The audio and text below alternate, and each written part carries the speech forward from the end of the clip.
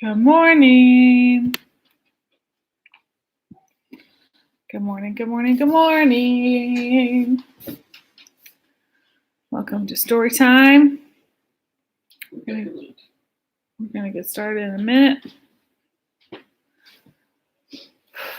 It's Tuesday. Yes. So happy Tuesday. I hope your Monday was good. I had to think about it for a second. It's Cinco de Mayo today, Becca. It is also, Sean is reminding me that it's Cinco de Mayo. So that's good to know. Please say hi in the comments. Let me know how your day is going. I'd love to say hi back before we get started. We're going to read a book about books today, which is funny, kind of meta. We'll see. All right. Welcome, welcome, welcome. Good morning. Let's make sure no one's having trouble signing on.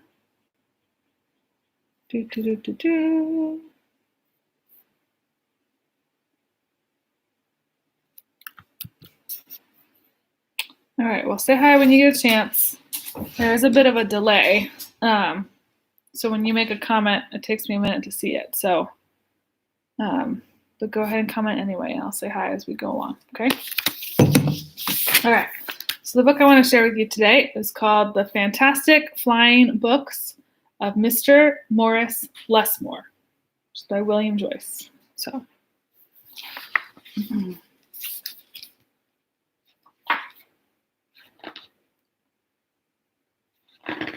Okay. Here we go. Oh, hi, Naomi. Oh, I love those butterfly wings, Naomi. Thanks for telling me that. It's super fun. All right. Fantastic Flying Books of Mr. Morris Lesmore. Here we go. Morris Lesmore loved words. He loved stories. He loved books. His life was a book, of his own writing, one orderly page after another. He would open it every morning and write of his joys and sorrows and of all that he knew and everything that he hoped for.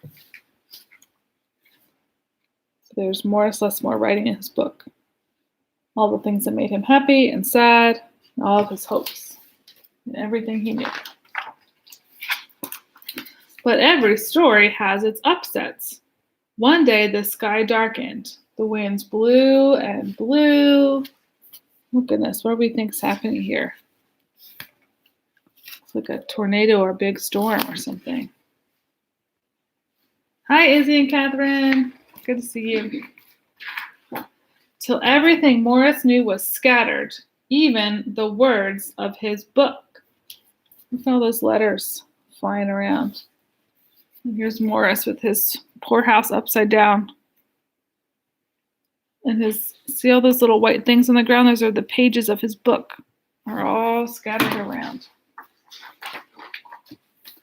He didn't know what to do or which way to go, so he began to wander and wander. There's other buildings all topsy-turvy, and there he is wandering. Then a happy bit of happenstance came his way. Rather than looking down, as had become his habit, Morris Lesmore looked up. Drifting through the sky above him, Morris saw a lovely lady. She was being pulled by a festive squadron of flying books. Squadron means like a whole bunch of something. So there's Morris. He sees her being pulled by books, kind of like a bunch of balloons, huh? Morris wondered if his book could fly. But it couldn't. It would only fall to the ground with a depressing thud. The flying lady knew Morris simply needed a good story, so she sent him her favorite. The book was an amiable fellow and urged Morris to follow him. So there's the story that she sent Morris. Let's see what happens to Morris, huh? The book led him to an extraordinary building where many books apparently nested.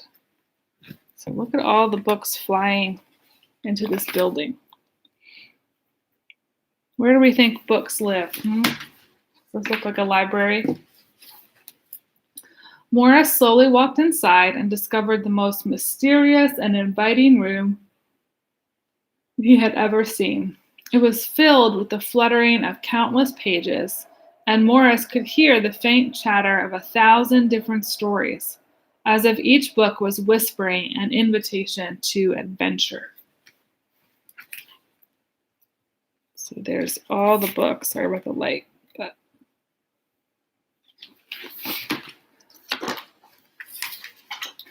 then his new friend flew up to him and landed on his arm. It held itself open as if hoping to be read. The room rustled to life, and so Morris's life among the books began. So here's the book landing on Morris's arm, hoping to be read. Look at this. So there's like a piano, but there's a big book on top of it. Isn't that funny? And all these flying books. And here's Morris with all the books. Morris tried to keep the books in some sort of order, but they always mixed themselves up. The tragedies needed cheering up and would visit with the comedies. The encyclopedias, weary of facts, would relax with the comic books and fictions. All in all, it was an agreeable jumble. Morris found great satisfaction in caring for the books, gently fixing those with fragile bindings and unfolding the dog-eared pages of others. There's all the books visiting each other. And there's Morris taking care of the books. Sometimes Morris would become lost in a book and scarcely emerge for days. So there he is, so excited to read. And there he's getting lost.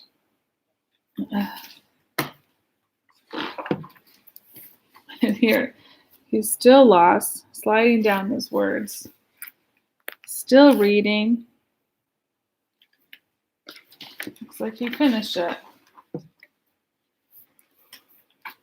Morris liked to share the books with others. Sometimes it was a favorite that everyone loved, and other times he found a lonely little volume whose tale was seldom told.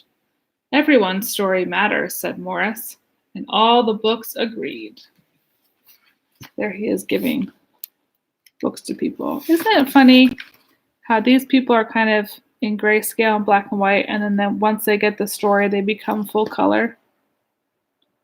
I think that was interesting that the artist did that. I think it shows them how much books matter, how much they help people. At night, after all the stories that needed telling had been told, and everyone had settled down to their proper places on the shelves, the great big dictionary would get in the last word. Zzz. It was then that Morris Lesmore would once again write in his own book. He wrote of his joys and sorrows, of all that he knew, and everything that he hoped for. So there's the dictionary with its Z's. And there's Morris writing in his own book. The days passed, and so did the months. There's one season, he's reading and writing by the tree. It's a different season.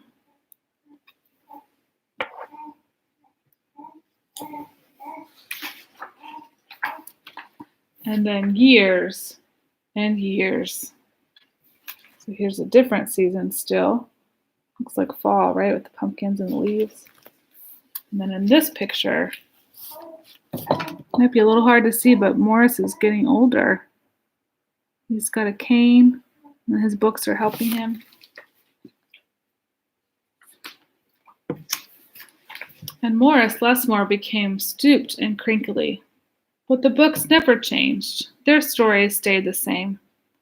Now his old friends took care of him the way he had once cared for them, and they read themselves to him each night. Here they are reading to Morris.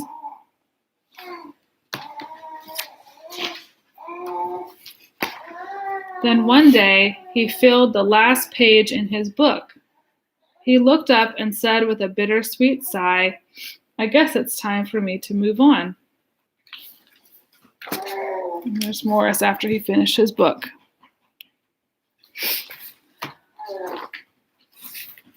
The books were sorry, but they understood. Morris put on his hat and took his cane. As he went to the door, he turned and smiled, and then waved goodbye. "I'll carry you all in here," he said, and pointed to his heart. So they're sad to see him go. He's telling them he'll carry them in his heart. The books waved their pages, and Morris Lesmore flew away. And as he flew, he changed back to the way he'd been that long ago day when they'd all first met. There's Morris when he was younger.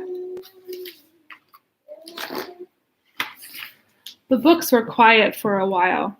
Then they noticed that Morris Lesmore had left something behind. "It's his book," said his oldest friend.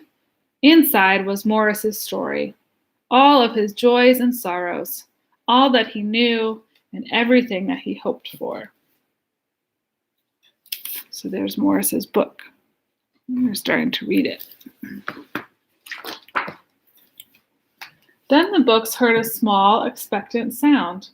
There in the doorway was a little girl. She looked around with wonder. Then something fantastic happened. Morris Lesmore's book flew up to her and opened its pages. The little girl began to read. And so our story ends as it began.